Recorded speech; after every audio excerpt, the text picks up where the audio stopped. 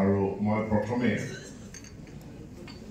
বডফা উপেন্দ্ৰনাথ ব্ৰহ্ম ডাঙৰীয়াৰ এই ৬৯তম জন্ম দিৱসত তেখেতলৈ মই গভীৰ শ্ৰদ্ধাঞ্জলি জ্ঞাপন কৰিছোঁ। মনটো আজি মই অকণমান গধুৰ হৈ গ'ল, কাৰণ বহুত পুৰণা কথা মনত পৰিলে। পল্টন বজাৰত এটা ট্ৰাইবেল ৰেষ্ট হাউচ বুলি এটা ঘৰ আছিলে, মাত্ৰ ৩টা কোঠা আছিল। মানে ৩টা কোঠাত মানুহ থাকিব পাৰে আৰু এটা ডাইনিং হল আছে। আৰু তাতে গধূলি গধূলি সদায় আমাৰ ছাত্ৰ ছাত্ৰীসকল যিসকল অলপ সামাজিকভাৱে সচেতন তেওঁলোক তাত গোট খাইছিল আৰু বিভিন্ন কথা আলোচনা হৈছিল যে জনজাতিসকলক কেনেকৈ তেওঁলোকৰ অধিকাৰ সাব্যস্ত কৰিব পাৰে। আৰু মই গুৱাহাটী ইউনিভাৰ্চিটিত নামভৰ্তি কৰাৰ আগত অসম আন্দোলনৰ কাৰণে যেতিয়া অসমৰ বিদ্যালয় মহাবিদ্যালয়সমূহ বন্ধ আছিল, তেতিয়া মই আহি গুৱাহাটীত আছিলোঁ বাহিৰত। কেইজনমান ব্যক্তি সঘনাই তাত গোট খাইছিল আৰু তাৰে ভিতৰত অন্যতম আছিল উপেন্দ্ৰনাথ ব্ৰহ্ম। আন এগৰাকী আছিল প্ৰণয় মুছাহাৰী, তেখেত পিছলৈ হাইকোৰ্টৰ জাজ হয়, তেখেতে ৰিটায়াৰ কৰিলে। আন এজন আছিল মিচিং সমাজৰ খুব চোকা মানুহ লক্ষ্মীনাথ পাংগিং ডাঙৰীয়া, তেখেতো আমাৰ মাজৰ পৰা আঁতৰি গ'ল। আন এজন আছিল দেহাগ্ৰা মুছাহাৰী, খুব ভাল বক্সাৰ আছিল আৰু তেওঁ মানে বাওঁহতীয়া বক্সাৰ আছিল কাৰণে তেওঁৰ এডভান্টেজ বহুত আছিল। শ্বিলঙত পঢ়িছিল, তেখেত পিছলৈ MLA হৈছিল। MLA হৈ তেখেতো কিছুদিন আগত আমাৰ মাজৰ পৰা আঁতৰি গ'ল। আৰু তেতিয়া মই ঘনিষ্ঠভাৱে উপেন্দ্ৰনাথ ব্ৰহ্মক লগ পাইছিলোঁ আৰু তেখেতৰ প্ৰতি মই আকৰ্ষিত হোৱা, তেখেতে কি পঢ়িছিল, ক'ত মানে কি ডিগ্ৰী লৈছিল, কি চাকৰি কৰিছিল, এইটো মোৰ কাৰণে গুৰুত্বপূৰ্ণ নাছিল। মোৰ কাৰণে গুৰুত্বপূৰ্ণ আছিল তেওঁ সাংঘাতিক ধৰণে চোকা মানুহ আছিল, বহুত ইণ্টেলিজেণ্ট মানুহ আছিল। দ্বিতীয় কথাটো আছিল যে তেখেতে অসমৰ জনজাতি মানুহৰ অৱস্থাক লৈ তেখেতে গভীৰভাৱে চিন্তা কৰিছিল। তেখেতে মোক এতিয়াও মোৰ মনত আছে, তেখেতে মোক প্ৰশ্ন কৰিছিল যে বড়ো মানুহবিলাকে খৰি কাটি খৰি বিক্ৰী কৰি কিমান দিন চলিব। সেই সময়ৰ নামলৈ অসমলৈ যদি আপোনাৰ বড়ো অধ্যুষিত য'তেই বড়ো মানুহ আছে সেই অঞ্চলবিলাকলৈ যদি যায়, তাৰ যদি বজাৰবিলাক মনত পেলায়, তেতিয়া বজাৰত খৰি ভাৰ কৰি অনা, চাইকেলত খৰি লৈ আনি বজাৰত বিক্ৰী কৰা মানুহখিনিক যদি মনত পেলায়, সেই মানুহখিনি গোটেইখিনিয়ে জনজাতি মানুহ আছে। আৰু সেইটোৱে তেখেতক গভীৰভাৱে তেখেতৰ মনত ৰেখাপাত কৰিছিল আৰু তেওঁ এই অৱস্থাৰ পৰা তেওঁ মুক্তি বিচাৰিছিল। এইটো অসমৰ কাৰণে এটা লেণ্ডমাৰ্ক। 1967ত একচুৰ জন্ম হৈছে, 1967ত PTCLৰো জন্ম হৈছে, 1967ত উজনি অসম ৰাজ্য পৰিষদৰো জন্ম হৈছিল, 1967ত অসমৰ বহু সংগঠনৰ জন্ম 1967ত হৈছিল। আহি আহি যেতিয়া বড়োলেণ্ড দাবী সৃষ্টি হ'ল, মোক বহুতে কয় যেতিয়া যে উপেন ব্ৰহ্মই বড়োলেণ্ড দাবীটো সৃষ্টি কৰিলে, মই তেতিয়া যুক্তিৰ খাতিৰত কওঁ উপেন ব্ৰহ্মই বড়োলেণ্ড দাবীটো সৃষ্টি কৰা নাই। উপেন ব্ৰহ্মই বড়োলেণ্ড আৰম্ভ কৰা নাই। বড়োলেণ্ড আন্দোলনটো সৃষ্টি কৰিলে দিছপুৰত বহি থকা সেই সময়ৰ অসমৰ শাসকসকলে। দিছপুৰ বড়োলেণ্ড আন্দোলনটো সৃষ্টি হ'বলৈ দিলে আমি নন বড়ো যিসকল আমি অসমীয়া বুদ্ধিজীৱী, অসমীয়া শাসক, আমি এই দাবীটো সৃষ্টি কৰিবলৈ দিলোঁ। আমি কোনোদিনে বড়োসকল যিসকল অসমৰ ভূমিপুত্ৰ, তেওঁলোকক অসমত তেওঁলোকৰ অধিকাৰ, যিটো জেনুইন অধিকাৰ, সেই অধিকাৰক আমি কেতিয়াও স্বীকৃতি নিদিওঁ। তেওঁলোকৰ ভাষা, কৃষ্টি, সংস্কৃতিৰ প্ৰতি যিটো মান্যতা প্ৰদান কৰিব লাগে, সেই মান্যতাক আমি স্বীকৃতি নিদিলোঁ, বৰঞ্চ আমি বিৰোধিতা কৰিলোঁ। কাৰ উচতনিত বড়োসকলে নিজৰ মাতৃভাষাত তেওঁলোকে শিক্ষা গ্ৰহণ কৰিব বিচাৰিছে আৰু তেওঁলোকে নিজৰ পছন্দত বড়ো ভাষাৰ কাৰণে উপযোগী হোৱাকৈ এটা লিপিবদ্ধ ল'ব বিচাৰিছে কাৰ উচতনিত বড়োসকলৰ সেই ভাষা আন্দোলনৰ বিৰুদ্ধে চৰকাৰে গুলী চলালে আজি এনইপিৰ অধীনত ক্ষুদ্ৰতম জনগোষ্ঠীটোৰো মাতৃভাষাৰ জৰিয়তে শিক্ষাৰ দান কৰাৰ নীতি ঘোষণা কৰিছে কিন্তু এই নীতি ঘোষণা কৰিব লগা নাছিল আম্বেদকাৰে যিদিনাখন ভাৰতবৰ্ষৰ সংবিধান ৰচনা কৰি থৈ গৈছে সেইদিনাখনেই মাতৃভাষাৰ শিক্ষাদানৰ অধিকাৰ শিক্ষা প্ৰাপ্তিৰ অধিকাৰ লিপিবদ্ধ কৰি থৈ গৈছে ইয়াৰ পাছত গুলী কিয় চলিল যাৰ ফলস্বৰূপে যেতিয়া মানুহে নিজৰ ভাষাটোক নিজৰ মতে বিকশিত কৰাৰো কোনো সুযোগ সুবিধা যদি নাই তেতিয়াহ'লেতো তাৰ গত্যন্তৰ আমাক এখন বেলেগ ৰাজ্য লাগে এইটো বাহিৰতো একোৱেই হ'ব নোৱাৰে গতিকে আমি যিসকল বড়ো নহয় আমি যিসকল শাসন ক্ষমতাত আছিলো আমি বড়োসকলৰ নিজস্ব তেওঁলোকৰ যি ভূমিপুত্ৰ হিচাপে অধিকাৰ সেই অধিকাৰক স্বীকৃতি নিদিয়া তেওঁলোকৰ ভাষা সংস্কৃতিক মান্যতা প্ৰদান নকৰা তেওঁলোকৰ আবেগ অনুভূতিক সন্মান নকৰা ইয়াৰ ফলশ্ৰুতিতে এই আন্দোলনটো সৃষ্টি হৈছে কিন্তু আন্দোলন যেতিয়া আৰম্ভ হ'ল লাখ লাখ মানুহ যেতিয়া ওলাই আহিল তেতিয়া মই উপেন্দ্ৰক আকৌ এবাৰ লগ পাইছিলোঁ আৰু সেইদিনাখন উপেন্দ্ৰৰ মুখখন কোলা এজ ইউজুৱেল ৰেষ্ট হাউচত তেওঁ গভীৰ চিন্তিতভাৱে মোক কৈছিল মোক ৰণুজ বুলি মাতিছিল যিহেতু বয়সত তেওঁ মোক ডাঙৰ কৈছে ৰণুজ আন্দোলনটো হাতৰ পৰা ওলাই যাব কৈছে মই ৰাইজক নিয়ন্ত্ৰণ কৰিব পৰা নাই কাৰণ পুলিচ অত্যাচাৰ ইমানেই হৈছে যে মানুহে এতিয়া হাতত অস্ত্ৰ তুলি ল'ব যিটো মই বিচৰা গতিকে কি উপায় আছে মই কৈছো এতিয়া উপায়টো অন্য হাতত একো নাই আন্দোলনৰ কাৰ্যসূচী এতিয়া বন্ধ কৰিলেও দমন নিপীড়নটো চলিব আৰু মানুহে এটা সপোন লৈ মানুহে এটা লক্ষ্য স্থিৰ কৰি নাই ৰঙামাটি নাই গুৱাহাটী বুলি কৈ মানুহে আন্দোলনত জপিয়াই পৰিছে এতিয়াতো আন্দোলনটো সীমিত নহ'ব মই আগতে মোৰ এটা ফিলচফি বেলেগ আছিল সেইটো বেলেগ কথা কিন্তু তেখেতৰ লগত মই ঘনিষ্ঠভাৱে কথা পাতিছিলোঁ আৰু সেই দিনটোৰ পৰাই মই স্পষ্ট উপেন্দ্ৰনাথ ব্ৰহ্ম ডাঙৰীয়াই হিংসা বিচৰা নাছিল উপেন্দ্ৰনাথ ব্ৰহ্ম ডাঙৰীয়াই তেওঁ উগ্ৰপন্থী আন্দোলন এটালৈ এই বড়ো আন্দোলনটো তেওঁ লৈ যাব বিচৰা নাছিল কিন্তু আন্দোলন এটাই যেতিয়া গণ আন্দোলনৰ ৰূপ লয় উদাহৰণস্বৰূপে ভাৰতবৰ্ষৰ স্বাধীনতা আন্দোলন মহাত্মা গান্ধীৰ নেতৃত্বত সকলো নিয়ন্ত্ৰণত নাছিল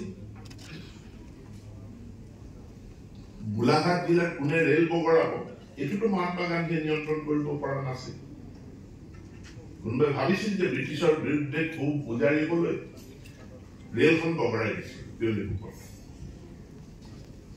এনেকৈয়ে স্বাধীনতা আন্দোলনত যেনেকে হিংসাত্মক ঘটনা সমান্তৰালভাৱে শান্তিপূৰ্ণ সত্যাগ্ৰহৰ সমান্তৰালভাৱে হিংসাত্মক ঘটনাও ঘটিছিল ঠিক তেনেকে বড়ো আন্দোলনতো শান্তিপূৰ্ণ আন্দোলনৰ সমান্তৰালকৈ হিংসাত্মক ঘটনা ঘটা নাছিল এতিয়া মহাত্মা গান্ধী তেওঁ জগৰীয়া নহয় ভাৰতবৰ্ষত স্বাধীনতা আন্দোলনত হিংসাত্মক ঘটনা হোৱাৰ কাৰণে উপেন্দ্ৰনাথ ব্ৰহ্ম ডাঙৰীয়াও জগৰীয়া নহয় জগৰীয়া আমাৰ গোটেই ব্যৱস্থাটো আমাৰ পলিটিকেল লিডাৰশ্বিপৰ ফেইলিয়াৰ সেই সময়ৰ পলিটিকেল লিডাৰশ্বিপে বড়ো আন্দোলনটোৰ আলোচনাৰ জৰিয়তে এটা মীমাংসাত নিব পৰাটো পলিটিকেল লিডাৰশ্বিপৰ যি ফেইলিয়াৰ সেই ফেইলিয়াৰ ফলস্বৰূপে আন্দোলনটো হিংসাৰ পৰা হিংসাত্মক হ'বলৈ ধৰিলে কিন্তু আজি আমাৰ কাৰণে সুখবৰ যে 3খনকৈ চুক্তিৰ জৰিয়তে বড়ো আন্দোলন এক চূড়ান্ত মীমাংসা উপনীত হ'ল কিন্তু উপনীত হোৱাৰ পাছত ইয়াক এতিয়া আমি ইয়াৰ দায়িত্ব ল'ব লাগিব যে পূৰ্বৰ ভুলখিনি যাতে আমি নকৰোঁ। আমি পূৰ্বে অসমত যিখিনি ভুল কৰিছোঁ, মই কেতিয়াবা সময়ৰ অৱকাশ পালে সমুদ্ৰগুপ্ত আকাশ্যপ ডাঙৰীয়া আছে, তেওঁ খুব ভালকে জানে স্বাধীনতাৰ পৰা আমি কেনেকে ক'ত ক'ত ভুল কৰিছোঁ, যি ভুলৰ কাৰণে মেঘালয় এখন বেলেগ ৰাজ্য হৈ গৈছে, যি ভুলৰ কাৰণে পাহাৰীয়া ৰাজ্যৰ লগত আমাৰ সম্পৰ্ক বেয়া হৈ গৈছে। সেই একে ভুল অসমে পুনৰবাৰ কৰিব নোৱাৰে আৰু কৰিব আমি নালাগিব। মই সেই কথালৈ আহিম। তাৰ আগত মই আৰু এটা কথা কৈ যাব বিচাৰোঁ। উপেন ব্ৰহ্ম ডাঙৰীয়া যেতিয়া ভাৰত চৰকাৰৰ লগত নিগচিয়েশ্যনত বহিছিল, ভাৰত চৰকাৰৰ বিভিন্ন বিষয়া দূত হিচাপে তেওঁলোকে যেতিয়া আলোচনালৈ আহিছিল, ঘটনাক্ৰমে তেনে ব্যক্তিয়ে মোকো লগ পাই গৈছিল। তেনে ব্যক্তি যি একচুৱেল লিডাৰশ্বিপক লগ কৰিব আহিছে, উপেন্দ্ৰনাথ ব্ৰহ্ম ডাঙৰীয়াক লগ কৰিব আহিছে, তেনে ব্যক্তিয়ে মোকো লগ পাইছিল। আৰু মই তেতিয়া তাকে প্ৰকাৰে মই এটা কথা জানিব বিচাৰিছিলোঁ যে উপেন দাই কি কি দাবী কৰিছে, উপেন দাই ভাৰত চৰকাৰৰ পৰা কি কি দাবী কৰিছে, এইটো কথা মই জানিব বিচাৰিছিলোঁ।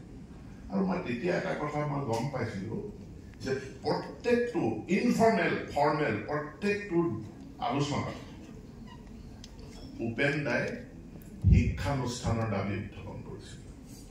তেওঁ অকল এখন ছেপাৰেট ষ্টেট লাগে সেইটো তেওঁ কেতিয়াও কৰা নাছিল। তাৰ সমান্তৰালভাৱে তাৰ যুক্তি দিবলৈ গৈ তেওঁ কৈছিল যে আমাৰ অঞ্চলত এখনো ইউনিভাৰ্চিটি নাই, আমাৰ অঞ্চলত এখনো মেডিকেল কলেজ নাই, আমাৰ অঞ্চলত এখনো ইঞ্জিনিয়াৰিং কলেজ নাই, আমাৰ জেনেৰেল কলেজবিলাকৰ অৱস্থা বেয়া, আমাৰ পলিটেকনিক বিলাকৰ অৱস্থা বেয়া। গতিকে এই অঞ্চলটোৰ যদি উন্নয়ন হ'ব লাগে, আৰু তেওঁ সমগ্ৰ উত্তৰ অসমৰ কথা কৈছিল যে উত্তৰ অসমৰ যদি সামগ্ৰিক উন্নয়ন হ'ব লাগে তেওঁ উত্তৰ অসমত শিক্ষানুষ্ঠান লাগিব, এইটো দাবী কৰিছে। আৰু আজি আমাৰ বাবে এইটো কিমান আনন্দৰ কথা, আজি উত্তৰ অসমত Bodoland university, Kokrajhar university, Bhattadev university, Tezpur university, মাধৱদেৱ ইউনিভাৰ্চিটি, নৰ্থ লখিমপুৰ ইউনিভাৰ্চিটি, ইমানখিনি ইউনিভাৰ্চিটি কেৱল উত্তৰ অসমত প্ৰতিষ্ঠিত হৈছে।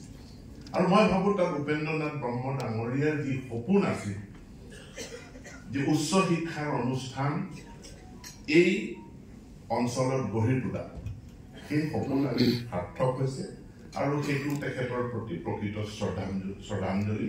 আজি আমি এই উচ্চ শিক্ষাৰ তেখেতৰ যিটো এটা আকাংক্ষা আছিল, সেই আকাংক্ষা আজি আমি পূৰণ কৰিবলৈ সক্ষম হৈছোঁ। এই ইউনিভাৰ্চিটিখিনিৰ উপৰিও আজি কোকৰাঝাৰত মেডিকেল কলেজ হৈছে, আজি ওদালগুৰিত বড়ো আন্দোলনৰ কাৰণে অকল বড়ো মানুহ জগৰীয়া নহয়, বড়ো আন্দোলনৰ কাৰণে আমি যিসকল অসমৰ শাসনকৰ্তা নেতৃত্বৰ ভূমিকাত আছিলোঁ, আমি সমানে সমানে জগৰীয়া। বৰঞ্চ আমি যদি 50-50 নহয়, যদি বড়োসকলৰ তেওঁলোকৰ দায়বদ্ধতা 49%, আমাৰ 51%।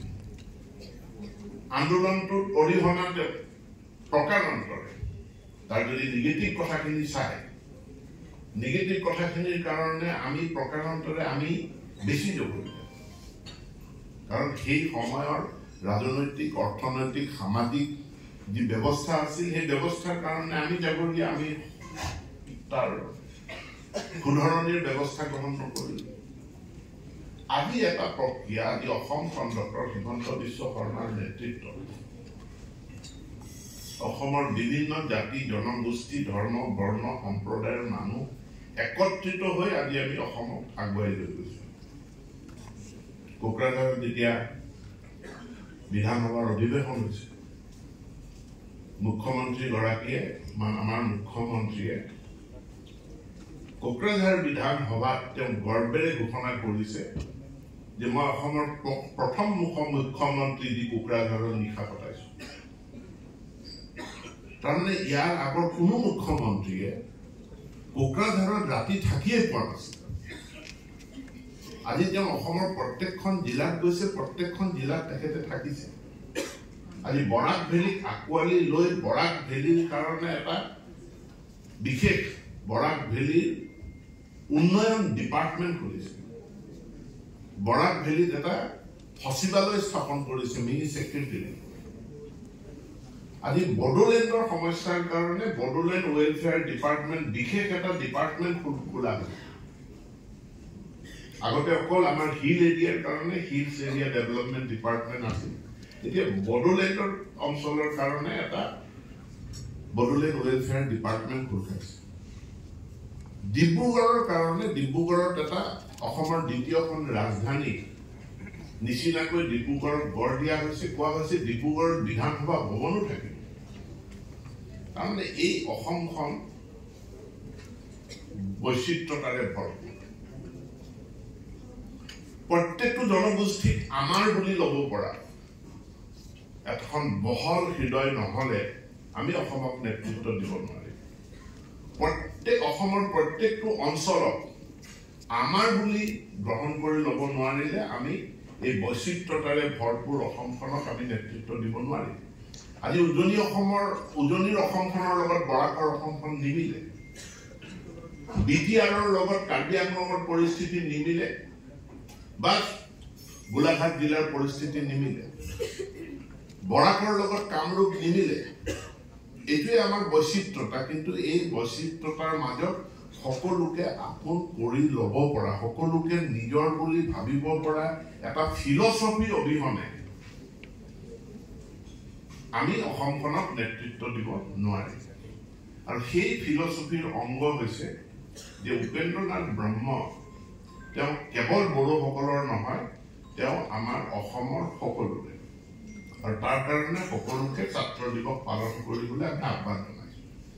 খন্তেক আগত আমি সকলোৱে থিয় হৈ মোৰ আপোনাৰ দেখিলোঁ। বৰাক উপত্যকাত মই গৈ থাকোঁ। বৰাক উপত্যকাটো প্ৰত্যেকখন তেওঁলোক বাংলাভাষী, কিন্তু প্ৰত্যেকটো অনুষ্ঠানত তেওঁলোকে মোৰ আপোনাৰ দেশ গাই পেলাই তেওঁলোকে মিটিংখন আৰম্ভ কৰে। তো আমি সকলোৱে এই বৈচিত্ৰতাটোক, এই একতাটোক আমি সকলোৱে আঁকোৱালি লৈছোঁ। মোৰ আপোনাৰ দেশ এতিয়া কেৱল অসমীয়া ভাষী মানুহৰ নহয়, এই অসমৰ ৰাজ্য সংগীত। আৰু অসমৰ ৰাজ্য সংগীত হিচাপে আজি BTCটো তাৰ ব্যৱহাৰ, BTCও তাক গ্ৰহণ কৰিছে, বৰাক উপত্যকাও গ্ৰহণ কৰিছে। উপেন্দ্ৰনাথ ব্ৰহ্ম তেখেতৰ লিগেচি আমি সকলোৱে গ্ৰহণ কৰি তাৰ পৰা শিকি আমি যাতে এখন বৰ অসম সঁচা অৰ্থত গঢ় দিবলৈ চেষ্টা কৰোঁ। আজি যিসকলে উপেন ব্ৰহ্মৰ কণ্ট্ৰিবিউশ্যনক, উপেন ব্ৰহ্মৰ তেখেতৰ মানে আইডেণ্টিটি যিসকলে চিনাক্ত কৰিব নিবিচাৰে বা নিবিচাৰিব, তেওঁলোকক মই কওঁ তেওঁলোক বৰ অসমৰ বিৰোধী। তেওঁলোক বৃহত্তৰ অসমীয়া জাতি গঠন প্ৰক্ৰিয়াত তেওঁলোকে তাৰ পৰিপন্থী কামেই তেওঁলোকে কৰিছে। কাৰণ এই বৰ অসম তাৰ প্ৰত্যেকজন ব্যক্তি যিসকলে আমাক অৱদান আগবঢ়াইছে তাক স্বীকৃতি দিব নিবিচৰাটো এটা সম্পূৰ্ণৰূপে ঋণাত্মক কথা। মই আশা ৰাখিছোঁ অসমৰ ৰাইজে ক্ৰমাগতভাৱে এই অসমৰ বৈচিত্ৰতাৰ মাজত যিটো একতাক স্বীকৃতি দিব, সকলোৱে ইয়াক আঁকোৱালি ল'ব। উপেন ব্ৰহ্মকো নিজৰ বুলি আঁকোৱালি লৈ অসমৰ প্ৰান্তে প্ৰান্তে এই ছাত্ৰ দিৱসটো পালন কৰে। শেষত মই আৰু এটা কথা কওঁ, আন্দোলন কেতিয়াও চিৰস্থায়ী হ'ব নালাগে, আৰু আন্দোলন কেৱল আন্দোলন কৰাৰ স্বাৰ্থত হ'ব নালাগে। আন্দোলন অসমত হৈছে, তাত আপত্তি কৰিবলগীয়া একো নাই। ময়ো এটা সময়ত আন্দোলনৰ নেতৃত্ব দিছিলোঁ। কিন্তু আলাপ আলোচনাৰ মাজেৰে আন্দোলনক পৰিসমাপ্তিলৈ নিব পৰাটো তেখেতৰ নেতৃত্বৰ গুণ, তেখেতৰ নেতৃত্বৰ ফিলচফিৰ ওপৰত সি নিৰ্ভৰ কৰে।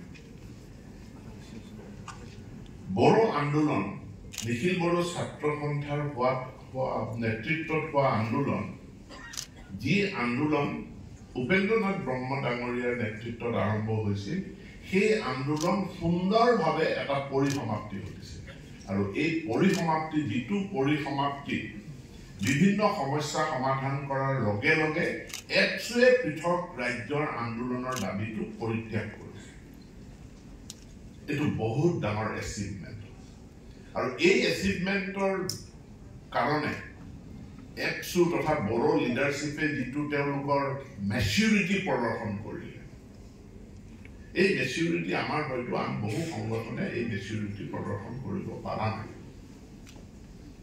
আন্দোলন যেনেকৈ আৰম্ভ হ'ল উপেন্দ্ৰনাথ ব্ৰহ্ম তেখেত আজিও নেতা আমাৰ কাৰণ তেখেত ফিজিকেলি নাই কিন্তু তেখেতৰ ফিলচফি আছে তেখেতে দি যোৱা দৰ্শনেই আজিৰ আমাক যিকোনো সমস্যা সমাধান কৰাত গাইড কৰে গতিকে তেখেতে আন্দোলনটো যেনেকৈ আৰম্ভ কৰিছিল আন্দোলনটো তেনেকৈ সমাপ্তও কৰিলে একেধৰণে আমি প্ৰত্যেকটো আন্দোলনক একোটা পৰিসমাপ্তিৰ ফালে লৈ যোৱাৰ কাৰণে আমি প্ৰচেষ্টা চলাব লাগে আমি তাক চিৰস্থায়ী কৰিব নালাগে বা আন্দোলনৰ খাতিৰত আন্দোলনটো জীয়াই ৰখাৰ প্ৰচেষ্টাও আমি কৰিব নালাগে কাৰণ আমি এখন সকলোৱে শক্তিশালী সমৃদ্ধিশালী দেশ গঢ়িব বিচাৰিছো আৰু সেই দেশ গঢ়াৰ কাৰণে আমাক পিচ এণ্ড ডেভেলপমেণ্ট আমাক লাগে তাৰ কাৰণে আমাক ইউনিটি লাগে সলিডাৰিটি লাগে সংহতি লাগে আৰু সেই সংহতিৰ কাৰণেই আমি আন্দোলনসমূহক এটা পৰিসমাপ্তিৰ ফালে নিব লাগে নিখিল বড়ো ছাত্ৰ সন্থাৰ আন্দোলন এটা সুন্দৰ দৃষ্টান্ত যে আন্দোলন এটা আৰম্ভ কৰি কেনেকৈ তাক পৰিসমাপ্তিলৈ নিব পৰা যায় মই পূৰ্বে বিজু নেশ্যনেল ফ্ৰণ্টৰ আন্দোলনৰ উদাহৰণ দিওঁ যে এটা ছাকচেছফুল একৰ্ড মিজোৰামলৈ স্থায়ী শান্তি ঘূৰি আহিলে MNFৰ লগত যি চুক্তি সেই চুক্তিৰ পাছত আকৌ দুনাই মিজোৰামত কেতিয়াও অশান্তি হোৱা নাই বা উগ্ৰপন্থী কাৰ্যকলাপ হোৱা নাই বা তেনে দাবী উত্থাপন হোৱা নাই গতিকে সেইটো এটা বহুত ডাঙৰ সফলতা এই সফলতা সকলোৱে অৰ্জন কৰিব লাগিব পুনৰবাৰ প্ৰয়াত উপেন্দ্ৰনাথ ব্ৰহ্মলৈ মোৰ গভীৰ শ্ৰদ্ধাঞ্জলি জ্ঞাপন কৰি তেখেতৰ ফিলচফিৰে আমি যাতে শিক্ষাক যিহেতু তেখেতে শিক্ষাক লৈ যথেষ্ট সচেতন আছিল অসমত শিক্ষাৰ অপৰচুনিটি আমি সকলোৰে কাৰণে মুকলি কৰিব পাৰোঁ তাৰ আমি প্ৰচেষ্টা আমি হাতত ৰাখিম নিশ্চিতভাৱে আগুৱাই লৈ যাম আৰু 31 মাৰ্চ ছাত্ৰ দিৱসক আমি নেশ্যন বিল্ডিঙৰ কাৰণে বৰ অসম গঢ় দিয়াৰ কাৰণে বৃহত্তৰ অসমীয়া জাতি গঢ় দিয়াৰ কাৰণে এই দিৱসটোক যাতে প্ৰাসংগিক ৰূপত আমি সকলোৱে পালন কৰোঁ তাৰ কাৰণে আহ্বান জনাই মই মোৰ বক্তব্য সামৰণি মাৰিছোঁ ধন্যবাদ